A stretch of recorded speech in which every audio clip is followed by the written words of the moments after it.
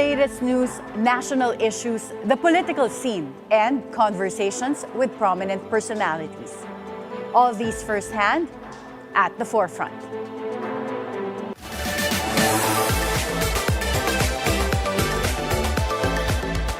Good morning.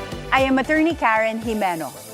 The Department of Agriculture is expected to declare a food security emergency this week in a drastic move to bring down the price of rice in local markets.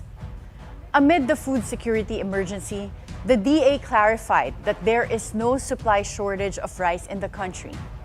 In fact, the emergency would allow the National Food Authority to dispose of 300,000 metric tons of rice buffer stocks from its warehouses for distribution and sales to local government units. How soon can the public see a decrease in the price of rice in local markets? Joining us this morning at the BNC studio is the former Secretary of the Department of Agriculture, and he's currently the President of the Federation of Free Farmers and former Congressman Leonardo Montemayor. Good morning, Congressman Leone. Good morning, Karen, and good morning also to our listening audience. Congressman Leone, the Department of Agriculture is set to declare a food security emergency for rice this week. Yes. How can this bring down the price of rice for local consumers? It all depends, Karen, on, first of all, the quantity of rice that will be taken out of NFA stocks and then sold or released to the government agencies. I think in this case, a lot of it will probably be coursed through the local government units. And then it will be resold by the LGUs to the consumers in their respective localities. So, when you say resold, wala pong patong yun? meron kasi sa susundan ko yung mga pronouncement ni Secretary Laurel ng DA. Ang sabi niya, as of today, or as of now, ibibenta raw ng DA or NFA at 36 pesos per kilo. Pero mukhang ang kondisyon nila ay ang benta naman ng LGU o ng ibang government agencies sa consumer ay 38. So ang patong 2 piso.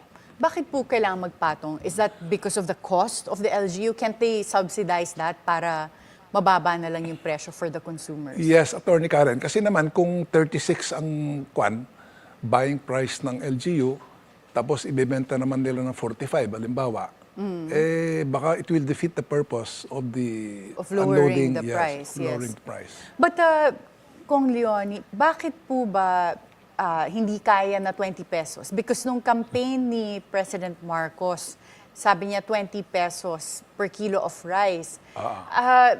Based on your experience, you were formerly Secretary of Agriculture, yes, and now you're also with the Federation of Free Farmers. Feasible po ba talaga ang 20 pesos per rice in the Philippines?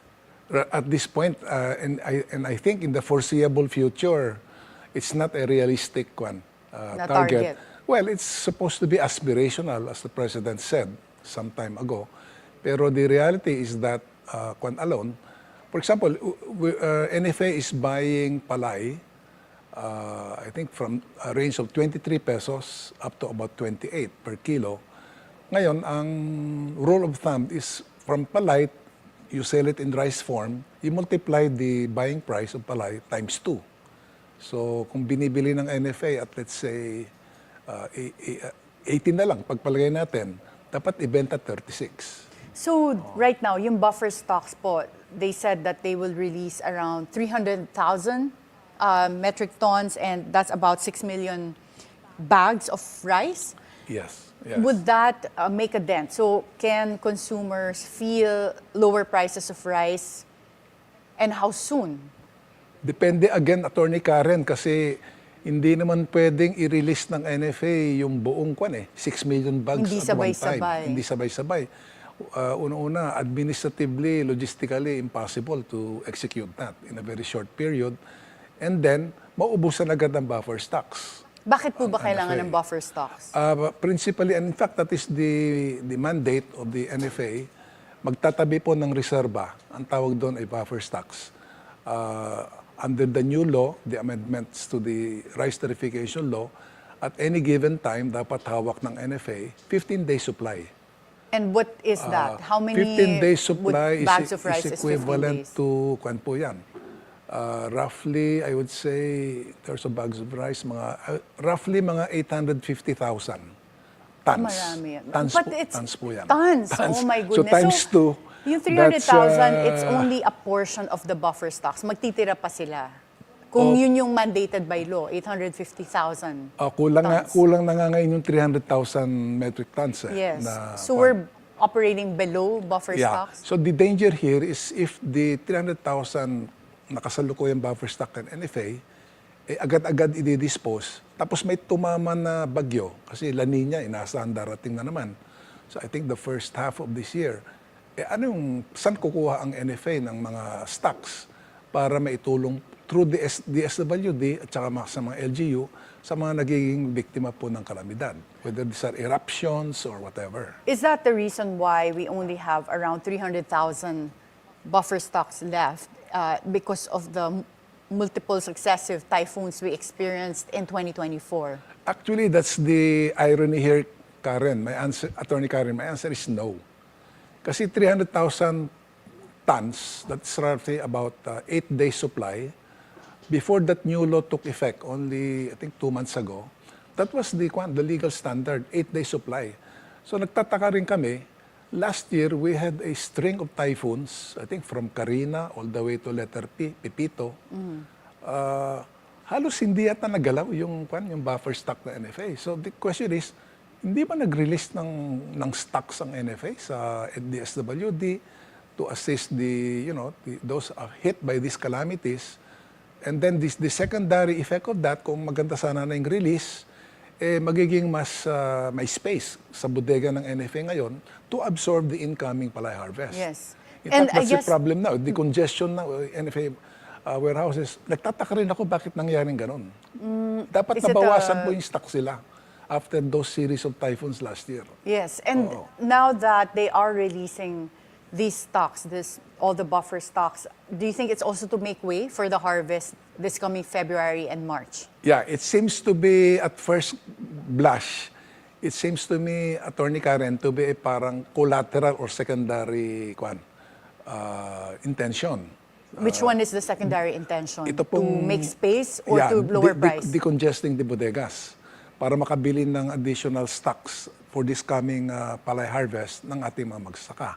And so, ang principal, mag-release ng stocks ng NFA, ibibigay po sa mga LGU para ibenta po sa kanilang mga consumer. Pero parang lumalabas ko minsan, nauna pa yung decongesting na purpose or at the very least, parang sabay na. Kaya medyo ako mismo nagugulan din ako, ano ba talaga ang purpose nito? I guess ultimately for us consumers, our question would be, by the coming weeks, by as early as next week or 2 weeks from now, can we feel lower prices in rice because of this move by the Department of Agriculture? Qualified ang sagot ko, Attorney Karen, kasi tila mukhang uunahin nila itong pag-release ng bigas ng NFA dito po sa Metro Manila. And I believe that at this point, siguro ang available na stocks ng NFA na it's already in rice form, probably it's about 25,000 metric tons or 500,000 bags, up to a possible high of, let's say, 700,000 bags. Malamang, i-concentrate nila sa Metro Manila yon. So magkakaroon ito ng effect sa presyo po ng bigas at retail. But the question again is, how long? Will this infusion of rice from the NFA into the local markets happen? Gano'ng katagal yan? And remember also, Karen, another aspect po nito from the administrative side, bawat kilo po ng bigas na ibibenta ng NFA sa, let's say sa LGU, at 36, ang tansya po namin, lugi po ng gobyerno o ng NFA, kasi binili po ng mahal ng palay last year ng NFA itong mga palay ngayon, nagigilingin, i-release. We tansya po namin for every kilo, ang lugi po ng gobyerno niyan, mga at least 6 pesos per kilo. So lugi pa. Up to 9 pesos per kilo. Yes. So parang they're subsidizing. Oh, yes, yes. But from the farmers' end, are they able to profit? So pagka nagbebenta po ba sila, kung sinasabi natin may mga nalulugi along the way, like in this case, the government, just to bring down the prices of rice, are the farmers making money? Bakit po napakahirap pa rin ng mga farmers natin? I will go muna dun sa kwan. Ano kayang possible impact nitong ibibenta ng NFA at 36 under this food security? Magkano po ba ang price per kilo ng rice on the average right now? Right now, I think it's less than 18. Probably mga vicinity to 15 to 18. Although hindi pa masyadong umaani ngayon, but starting next month, mag-aani na. Again, yung 36 pesos selling price ng NFA rice, that will be a barometer of the price at which traders will now be purchasing palay from farmers next month. So traders usually they negotiate with farmers kung magkano yung pagbili. Opo, pero normally ang farmers kasi wala siyang bargaining power eh.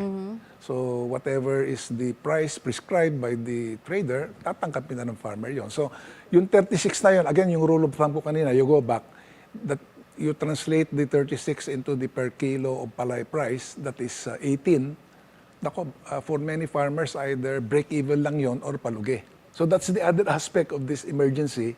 Yes. Magbibentang NFA at 36 pesos per kilo, matatamaan yung farmer natin. So pag tinamaan sila sa this coming harvest, baka it will weaken their decision or intention to plant again. So not only is it vicious cycle ang mangyayari. So in terms of lowering the prices, it's only a temporary effect. Yes. But then meron ding impact pa sa farmers that would probably affect the supply in the future because it can discourage them from planting more rice or their decision as to how much to invest. No? It will discourage kasi businessman din ng farmer. Kung nakita niyang lugi siya, he will have second thoughts about applying the same amount of fertilizer, for instance, to his forthcoming planting. What would you do differently in this case to address those two pain points? It's a very difficult position now that si Secretary Laurel and the government as a whole are in. No? Ang hirap kasi nung sanang kwan, remember nung July of last year, upon advice of the economic managers, the President issued an executive order, 62. In that order, the tariffs or taxes on imported rice were reduced from 35 to 15%. So 20% yung savings ng importer. And then that would mean if the savings from the tariff reduction were passed on by importers to consumers, it would have resulted in a 7 pesos reduction in the retail price. And that was a promise. Yeah. Remember, our Secretary of Finance as early as August was saying, by August, 7 piso ang bawas. Then, pagdating ng October, ang sabi ng ating Secretary of Agriculture, inuubos muna ng importer o yung wholesalers yung lumang stocks na ang binayaran nilang taripa ay 35. So, magkakaroon ng bawas sa presyo ng bigas by October. October came and went. January na. Oo nga, natapos na yung 2024. Wala pa kaming nararamdaman na pagdating lower January, price. Garon pa rin, ang mahal pa rin ng bigas. Naisip nila ngayon kung ano-anong mga remedyo, yung sulit rice. Although actually yung sulit, I think it's practically basag rice yun 100% broken. Now they're thinking about nutri rice, brown rice daw. So far, hindi pa yata lumalabas yung brown rice. Tapos Is that locally planted po, yung brown rice? Yes. In their program, okay. Yeah. Is that cheaper? Ang brown, slightly more expensive. Yeah, that's what I know rin So, paano pong bababa yung presyo? So, well, yan nga, kung ano mga pinag-iisipan ng mga kung mga parang nangangapa, the way I see it. And then, tatanggalin daw yung label. Wala na yung special, at saka wala na daw yung, yung premium rice na label ng imported rice. Iisang pa na lang. Kung ano-ano. Tapos ngayon, sinasabi na ngayon, ito ng maximum suggested retail price. It took effect, I think, yesterday.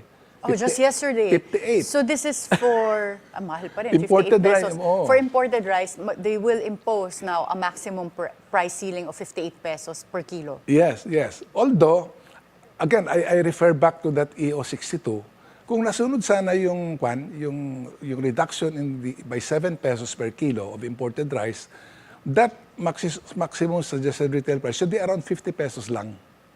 Bakit nga po merong 8 pesos? What happened? Because the importers and the wholesalers kept the bulk of that 7 pesos tariff reduction to themselves. Yeah, but it's Market, strange market that... inefficiencies yun. Yeah, so I find that it's strange that parang nag-pass ng executive order na ang nag-benefit lang ay yung traders, hindi yung consumers. Wasn't it part of the strategy to include provisions that would, like now, yung ngayon palang ilalagay yung price ceiling, shouldn't that have been a twin regulation that should have been passed?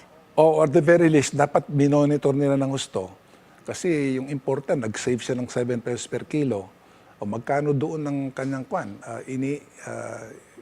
kept to himself, magkano naman ang pinasa to the wholesaler, and then together, how much should they pass on to the to the consumers, consumer? yes. Wala Because of Wala. course, with economics, kung pabayaan mo yung free market, then any player that could maximize their profits will really do that. So in this case, it seems like traders are maximizing. Correct. And I think, Atty. Karen, in the Philippines, it's not really a free market. It's a cartelized market, it seems.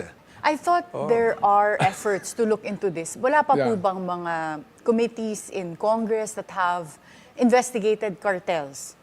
Meron, di ba? Meron yung sa onion cartel before. Tapos nagkaroon ng quad committee, ngayon quinta. Inihintay ko na lang maging 10 yung committee dyan eh. Anong tatawag mo dyan? They're killing the problem through committee hearings eh. Wala po bang nagiging output so far to have any long-term solution with this rice price inflation? Well, nagkaroon ng di ba? To address the issue of profiteering, cartel operations, and so on, there was a law that was passed, I think, only September of last year. It's called the Anti-Agriculture Economic Sabotage Law. Ang bigat ng doon. Ng penalties, ng penalties doon. Pagka unang-una, kung kinasuhan ka, non-bailable yung Pag na-arresto ka, non-bailable yun. And then, if you are proven guilty sa korte, life imprisonment. Plus, may penalty pa yan, 5 times the value of the commodity that you allegedly profiteered from, etc. Ang bigat ng But may mga meron na po bang mga yun nakasuhan? ang problema rin namin, Atty. Karen, kasi September na yon, hanggang ngayon, hindi pa napapatawag sa isang pulong there's a council that will oversee the entire thing, headed by the chief executive, and then cabinet members are all there. May mga farmer representatives, pero in an advisory capacity. They have not been convened yet. And that council, national council, is supposed also to constitute or to operationalize the enforcement group. Nandyan yung, I think, BIR, pinasok pa, pati Bureau of Customs, pati Coast Guard, nandyan, etc. No? So ito talaga yung day-to-day na magmumonitor, maghahabol, etc. Hindi pa rin nabubuo yan. It's now, January. So kahit na meron ng batas that will heavily penalize yung economic sabotage by profiting from commodities, wala namang council that will enforce. So ito sana ang panlaban ng gobyerno dito sa mga mga cartel sinusolo yung profit, etc. Bakit hindi yun? Gamitin yung na yun. Yung armas na yun, quote and quote, di ba? Or at least just implement the law properly. And then aside from that law, itong December lamang, pinasa yung amendments sa di ba? Rice Tariffication Law, which among others, if the Secretary of Agriculture will declare a food security emergency, ito nga, pwedeng mag-release ng stocks, hoping na ma-moderate yung presyo po ng bigas. Is this often done, declaring a food security emergency, or is this the first time in this, I think in this administration it will be, it sounds like it's the first time that they will declare it for rice? First time, I think, and maybe, to my recollection, hindi pa yata nagkakaroon ng declaration of emergency sa buong ano ko Since recollection you were ko Department of Agriculture Secretary I believe so. over 20 years ago. So oo. talagang bihira siya. Ngayon lang yata yun At saka, normally, pag nagde-declare no ng emergency, kasi may shortage ng bigas. So ngayon lang na wala walang namang may shortage. Sobrang yung bigas natin, di ba? Record importer ng Philippines So, the next element which can be the basis to declare a food security emergency is yung extraordinary increase daw ng presyo ng bigas. Pero, wala naman kami nakikitang extraordinary rise in prices. If your basis is the past 6 months to 1 year, more or less the same ang presyo ng bigas, di ba? Mahal na sa beginning, hindi naman bumaba despite EO 662. So the increase in prices, it's kumbaga parang naging normal na So what is extraordinary about that?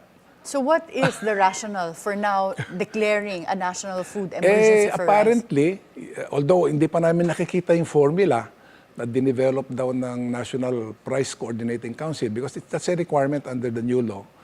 The NPCC under the DTI as chair, they have to come up with the formula to on which to base yung extraordinary rise in rice prices. Hindi pa namin nakikita yon. And then, magde-declare na yata sila bukas. So, ang daming questions pa kami na gustong malaman.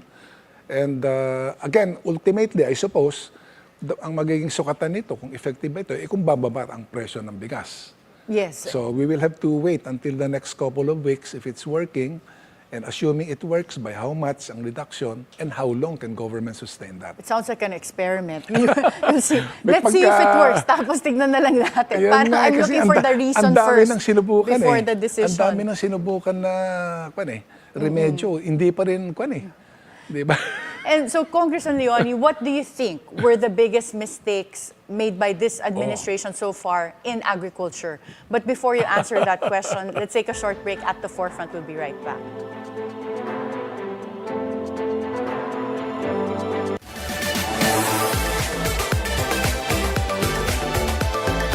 Magandang gabi, ako po si Pinky Webb. At ako naman si Corina Sanchez Rojas. Simulan na natin ang agenda. Higit 1 milyon ang tinatayang dumalo sa National Rally for Peace ng Iglesia ni Cristo. Isang bagong wildfire ang nagliliyab ngayon sa Southern California. Lumagapak ang trust rating ni VP Sara Duterte. Higit 30 na ang naaresto sa ikalawang araw ng pagpapatupad ng National Gun Ban. Sa bawat issue may anggulo at ang balita may agenda.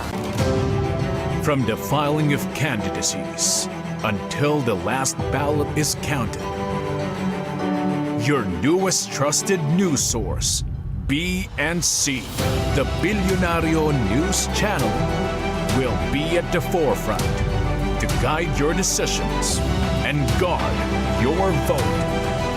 Tune in to BNC's Election 2025 special coverage. Ciao, mabuhay. You are watching The Word Exposed. Prepare our hearts as we dive deeper into our faith and receive the strength from God's Word. Join Cardinal Luis Antonio Tagle as he shares the reflection we need for the rest of the week. We pray that the Word of God would find fulfillment in your life and His blessings be always upon you. Every Sunday, 7 a.m. with replays at 3 p.m.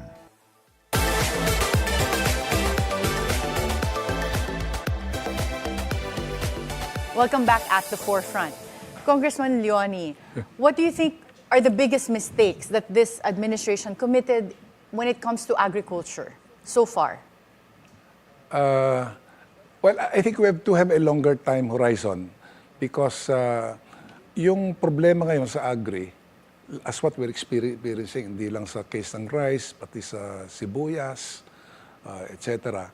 It's the result of a long period of I would say, neglect of agriculture. Everyone says it's one of the most important sectors in terms of yung dami ng tao, depend on agriculture, yung jobs, etc. Poverty incidents, nandyan. Pero hindi nasundan po ng karampatang support in terms of funding, and coordinated action by all government agencies, yung sector mismo. So that's the burden, or shall we say, the legacy that was handed over from president to president, ending now with President Marcos. So the biggest mistakes, you'd say, were committed in many successive administrations. It's a legacy from years of neglect. So in that sense, I can understand the difficulties now. Pero in more recent years, I would say that one of the biggest, I would call it original sins, is the passage of the Rice Tariffication Law in 2019 under the Duterte administration. Let's note, Attorney Karen, nung panahon ni Pinoy, 2010 to 2016, we were just importing on the average 1 million metric tons ng bigas every year.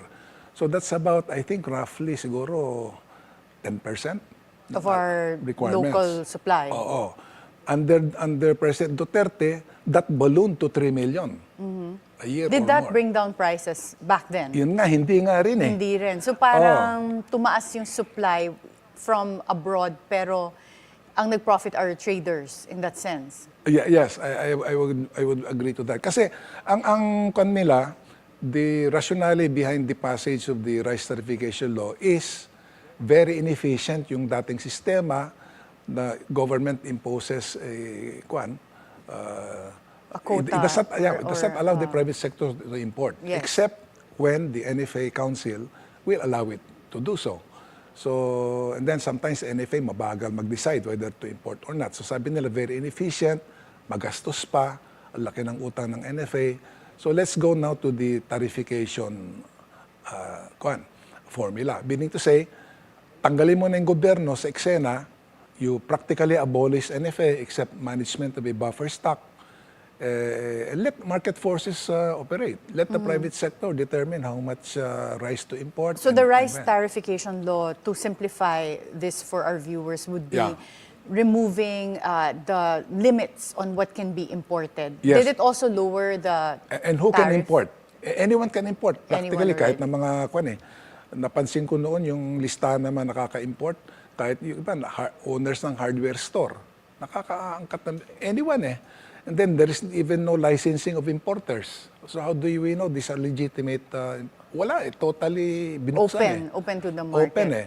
And then the expectation then was that, remember in 2018, mga bandang August, September, masyadong nagmahal yung bigas noon. From 38 before that, naging 45. For another reason, but I will not go into that now. And then, nung pumasa po yung RTL in the February of 2019, sabi nila, yung from 45, bababa yan. Ng 7 piso, babalik yan at least sa 38 or lower. Hindi naman nangyari. Di ba? Yung 45, Pero magkano Congressman ngayon? Leonie, It's now- bakit po ganon? Kasi when we look at the price of rice in other countries, it is cheaper. So the rationale that I could see from allowing importation of rice is that it allows us to buy rice that's cheaper. But like you said, hindi naman natin nakitang bumaba even after the rice tariffication law was passed. Ultimately, what caused prices to remain high and then to increase pa at some points? It's basically yung market inefficiencies o malamang merong cartelized operations dyan. So the big guys, some of the big guys, they kept the How do cartels operate? Siyempre, well, first of all, the number. The tendency would be a small number of players. And then in terms of pricing, medyo They control, parang nag-uusap-usap tong group may na to, ganon. kung magkano, and then yun yung magdidictate ng presyo. Yes, oo. So, but again, I'm not very sure how that was defined in this Agriculture Economic Sabotage Act. Yung definition ng cartel, even the profiteering, parang kanyata eh. The definition may have to be looked at again. Baka, Refined further, baka from the legal perhaps. standpoint, sabi ng iba, baka mahirap pag-file ng cases based on these definitions now. So, Yeah, I was mga ganon. wondering about that. I think the Oo. council also would supposedly have the expertise, the technical expertise to determine. So balikan ko lang, Atty. Karen, yung kanina, okay, pinasa yung RTL, government out of the picture, NFA out of the picture, huwag kang makikialam kahit nagmahal na yung bigas, hindi pwede makialam, you just hold on to your buffer stocks, which is what minana ni Presidente Kwan yan, Marcos Jr. So, And where are the farmers in all of this? Meaning, when prices go up, nagbe-benefit ba naman yung mga farmers? So for example, with the rice tariffication law, if the prices remained high, did that at least redound to the benefit of our farmers? Meaning, the price that traders would buy from them would at least go up? in general, I would say no. Bakit po? Kasi yung unang-una, over-importation. Sobra-sobra yung pumasok na na bigas. In fact, we made some estimates from 2019 hanggang around 2022, 23. On the average, isang farmer na siya ay sumasaka ng 1 hectare, nalulugi siya per planting and harvest ng 10 to 15,000 pesos. Dahil pagpasok ng napakaraming importasyon, siyempre, it will dampen the price of the local palay kasi law of supply and demand yan eh. So, against that, meron po yung tinatawag na Rice Farmers Financial Assistance Program, ayuda. Magkano? 5,000 pesos per year. Yeah, per year. Kaya Per nga, year. okay. Parang mag-4-piece na lang sila, mas malaki pa makukuha nila. So parang, tapos at that time, it was being packaged pa as a Christmas gift to the farmer. Anong Christmas gift na nalulugi na ng 10 to 15,000 per planting or 20 to 30,000 pesos a year? Tapos ang kapalit nun, ayuda, 3,000. Christmas gift ba yun?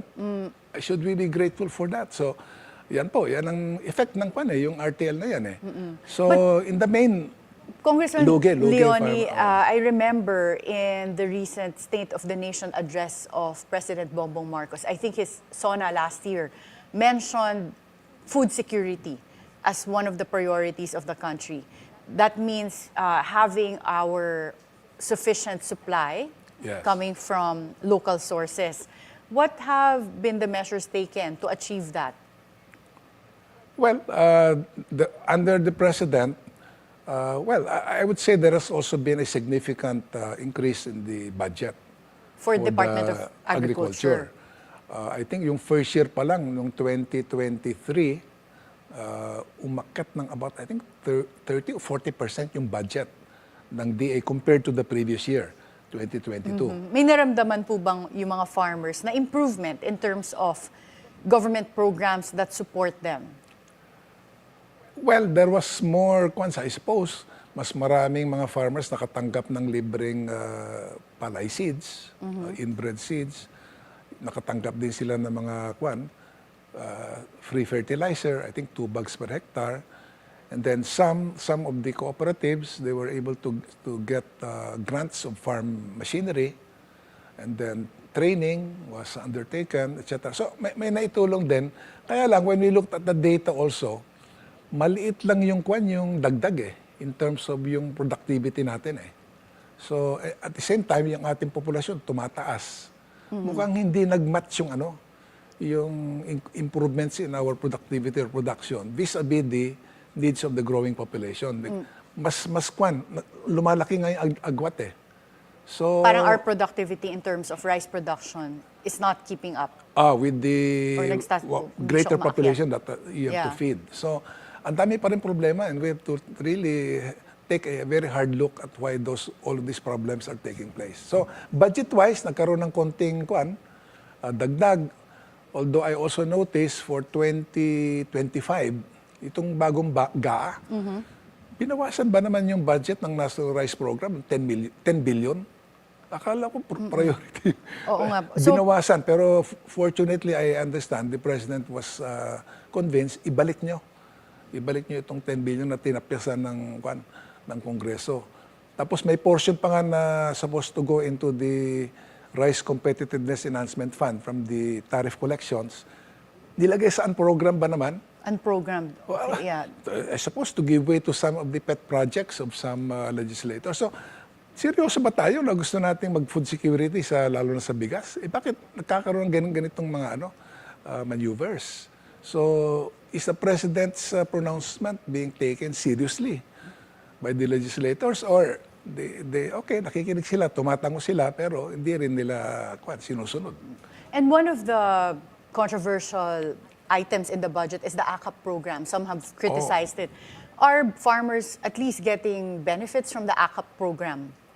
Because it's supposed to go to those who's merong trabaho pero hindi sufficient yung kinikita. So this is ayuda for that type of people daw. I suppose naman, Attorney Karen, if they meet the requirements to be a recipient of AKAP, they could qualify for that. But naririnig ko rin kasi medyo malakas din ang political politics in the identification of recipients of the AKAP. So medyo kung medyo malapit ka, let's say qualified ka to be a AKAP recipient, kung medyo malapit ka doon sa namumuno sa bayan o sa probinsya o sa Congress, priority ka. Pag hindi, baka hindi ka mapagbigyan. So it's prone to that kind of inefficiency. But as the president of the Federation of Free Farmers, what are your thoughts on ayuda programs in general? So has this had an effect, for example, yung 4Ps and other types of ayuda? Has this had an effect on farmers, having more farmers go in? We heard that kumukonti na rin ang mga farmers sa Pilipinas. Opo. But like you said, kung nag-aabono sila dahil nalulugi sila kada taon, hindi ba parang mas convenient na mag-ayuda ka na lang kesa magpakahirap ka? Well, kami, we go for ayuda that is not totally a dole-out. Halimbawa, kung sana yung ayuda, kung bibigyan ka ng ayuda, pero there has to be a corresponding action or counterpart on the part of the recipient. At least sa kaso ng 4Ps, okay, bibigyan ng monthly allowance yung pamilya, no? Pero chichikin naman ng gobyerno kung yung bang mga anak mo that are supposed to be in school are going to school. Is the mother undergoing proper maternal care? So merong may conditions attached to that. Or sana ayuda pero you do something productive. But kayo po ba may mga na-observe na kayo that gave up farming so that they can just work in other sectors, or asa na lang sila sa ayuda? Marami yan, Karen. Marami. Kasi kung sige itong over-importation, and then the price at which the palay is being bought does not match the production cost, and of course, it has to be beyond that para may dissenting pamumuhay yung farmers, maghanap na lang siya ng ibang well, maybe he will resort to planting other crops that may bring him more income, or kung may tricycle siya, magta-tricycle driving muna siya, magsa-sideline. But nagiging secondary na lang yung pagtatanim ng palay. And Congressman Leone, you wrote an article in a newspaper last year about a biofertilizer crisis. Can you tell us what this is about? But before you answer that question, we'll have to take a short break. At the Forefront, we'll be right back.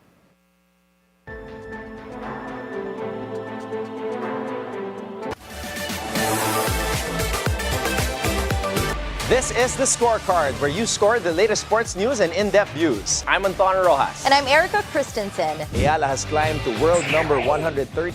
The young star is proving that persistence and hard work pays off. Tyson Fury has once again sent shockwaves through the boxing world, announcing his retirement on Monday. Fury's retirement timeline reads like a roller coaster. The Scorecard, Where sports is our business. and business is our sport right here on the Bilyonaryo News Channel.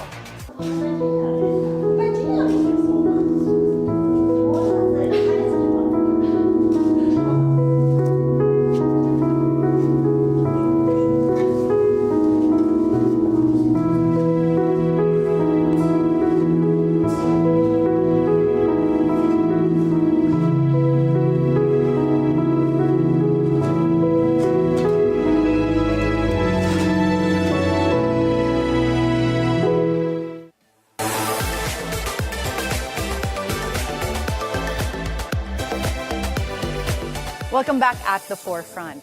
Congressman Leone, you wrote an article in a column last year sa newspaper about the biofertilizer crisis. What is this about? Well, very important itong tinatawag na biofertilizers. Ito po ay yung pinaka alam ng mga gumagamit niyan, yung tinatawag na bio-N.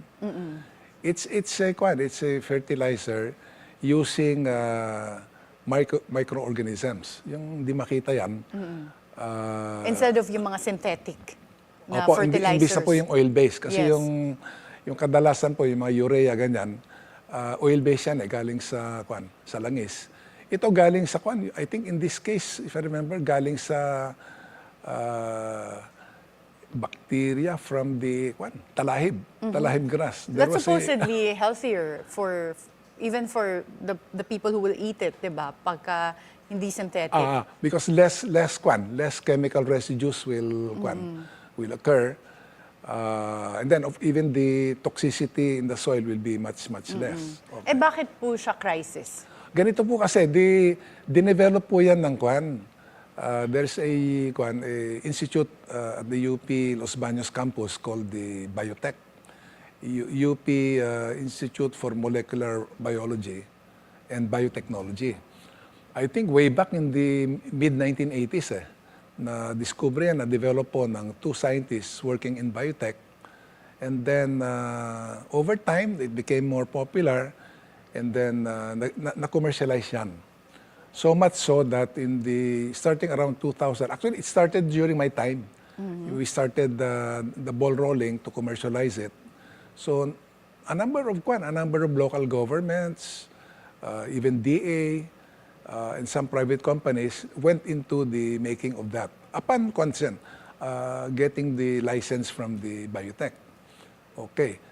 Ngayon, nabigla kami kasi nung sometime last year, we heard that the technology developed in biotech was awarded by the Chancellor of the UP in Los Baños to a single company without really a background in biofertilizers. So sabi namin, bakit isa lang? And by award, do you mean this Exclusive. entity was given the exclusive patent. patent? License. No, License. So, patent holder yung UP. Yes. And then, linicense nila sa isang entity lang. Yeah. And then I understand that even the patent, quote-unquote, gustong kunin din itong exclusive licensee. Of course, hindi pwede yon kasi public good yan eh. Yes. So, nangyari tuloy, all of those mixing plants that had already been established, I mentioned earlier, they were forced to stop kasi here comes that exclusive licensee telling all the others, oy, bawal na yan kasi sa unless amin you lang pay yan. me a license fee as well, right? Yes, royalty. So, has that been resolved? Stop lahat ang Hindi pa na-resolve ngayon. That's why it's a crisis. Sayang kasi si Presidente, when he saw the importance of biofertilizer and reducing fertilizer costs, Yes. helping the environment and then reducing our foreign exchange outflow with the purchases of synthetic fertilizer, naglagay siya ng malaking budget initially, 2 billion yun eh. Hindi rin na nagamit yun. Kasi Hindi nagamit. ito nga na sinolo nung isang But in that case, would they be spending that budget to pay this licensee a fee para magamit yung technology? Wala pa kasi I think when this company tried to convince the DA to use their technology, of course In exchange for a fee, yes. The DA refused. Sabi namin, ayaw namin yung exclusive kasi in the first place, bakit kayo lang? DA helped in terms of investing in the research and technology, bakit kayo lang? But theoretically, UP should have been paid to grant a license to someone exclusively. So that should have been heavily compensated. So dapat... Yeah, I'm sure nagkaroon ng financial arrangement between UP Los Baños saka that particular company in exchange for the grant of the exclusive license. Yeah. So, ang problema ngayon, sayang kasi ang savings sana sa isang farmer gagamit ng yung bio-N na yon on a per hectare basis, if I remember my figures right, mga 2,000 to 3,000 pesos per hectare eh. Oo, malaki yun. Ang laki. Tapos yung with all the protection of the soil, Yeah. meron And I pang... think the environmental impact, it is a more sustainable agricultural practice to use biofertilizers. So, luckily, si Secretary Laurel said, he put his foot down, hindi pwede yung iisa lamang. So, hopefully soon, with the help of the laboratories of the DA, and with some... Maka-develop na lang sila ng sarili nila. Yes, and some other business companies, pati kami, willing kami na pumasok doon to do some investments, then use our network for the distribution. Anyway, the technology is fairly simple. Yes, I would think so. I mean, especially if you're using organic sources. Yeah, And sayang eh. Sayang. Congressman Leonie, I want to talk about more long-term solutions because so far what I've been hearing sounds like band-aid solutions to really, one, make Philippines self-sufficient with the rice supply and also bringing down the prices of rice and then also making the farmers more well-off na hindi naman sila laging lugi or kawawang-kawawa in terms of yung earnings nila. But where do you see the ability of the Philippines to scale, meaning reaching economies of scale? Do you think that there was also an error in passing the Comprehensive Agrarian Reform Law in terms of breaking up the lands into small pieces and then not being able to have corporations or entities do farming? Because this has worked very well in countries like Thailand and Vietnam that are now ahead of us. Actually, Attorney Karen, in the Philippines and then Taiwan, even the countries around ASEAN, almost all of these countries, except Singapore, of course, small-scale farming ang norm niyan eh. Small-scale farming. Maliliit talaga yung land holdings. Siguro mga 3 hectares and below. Philippines siguro ngayon, mga 1.5 and below. But the size of the farm holding per se is not a deterrent to, to having greater production, productivity, and economies of scale. Look at Israel, ang lilit, tiny country, and then practically desert. Through technology, utilizing the cooperative system also, to yung mga kibbutz, saka yung moshab, even Taiwan did that also. Ang pagkakaiba po nila sa atin, nung nag-undertake sila ng land reform program, tinutuhanan nila. Tayo, half-baked yung ating execution eh. Ang daming mga legal obstacles from the landowners.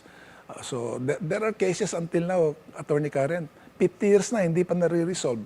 50 years na, half a century. Kaya nga. So talagang yung problema rin, ibang parts ng ng administration, like even judicial system. Yeah, but I'm saying that the small-scale system of land ownership, coupled with proper technologies adapted to the small farmers, you have to combine with that in economies of scale, let's say through cooperatives, through clusters, and so on. So it can be done, small-scale agriculture, pero may economies of scale through a more cluster-based approach. So pag kailangan nilang pautang sa bangko, mahirap pag isa-isang farmer, but through their co-op or their cluster, magagawa yan. And the banks will deal only with one client.